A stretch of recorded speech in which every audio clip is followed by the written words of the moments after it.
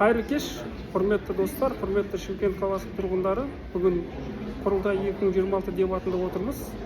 Шымкент қаласының жастарымен бірге, сонымен қатар елімізге белгілі танымал спортшы, әлемдік додаларда қазақтың туын желбіретіп жүрген біздің мақтанышымыз Арман Оспан бауырымызбен бірге бүгін жастармен дебатты көріп жатырмыз. Ең бастысы біздің Әділет партиясының сайлауалды бағдарламасын, Әділет партиясының негізгі ұстанымдарын бағана Айбек Арқабайұлы, партиямыздың төрағасы, нақты әрі байсалды таныстырып өтті. Ең бастысы сайлауға санаулы күндер қалды. Ареке, өзіңіз біздің партияның сайлауалды штабында белсенді үгіт насихат жұмыстарын жүргізіп жатқаныңызды көріп жүрміз. Бірге кездесулерде кездесіп қалып жатырмыз.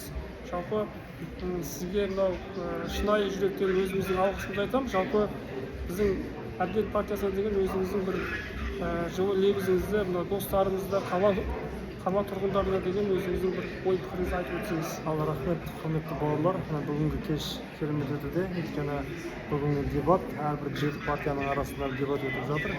Өзіміздің Астана қаласында. Біз Шымкент қаласынан отырып, мінекей филиалда бастауыш партияда жастармен, жастар рухымен отырып дебатты қарап жатырмыз. Енді жалпы біздің партияның ең қозғаушы күші, ең партияның энергиясы ол жастар. Оны білесіздер.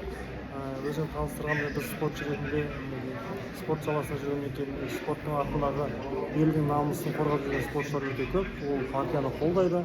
Күні ертең 23 тамыз күні өтетін құрылтай сайлауындағы Әділет партиясын әрине біз қолдаймыз. Әділет партиясы біз білеміз, әділдікті қалайтын, әділ жолда жүретін және әр елімізде әрбір адамға тең бағыт беретін, тең қарайтын ол партия. Сондықтан сіздерді Әділет партияны қолдауға шақырамыз.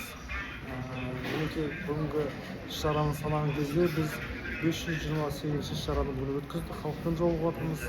Халықтың алдына барып жатып, үгіт насихат сайлауалды бағдарламамен таныстырып жатырмыз.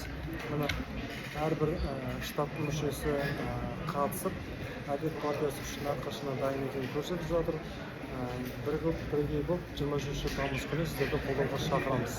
Рахмет, Ареке.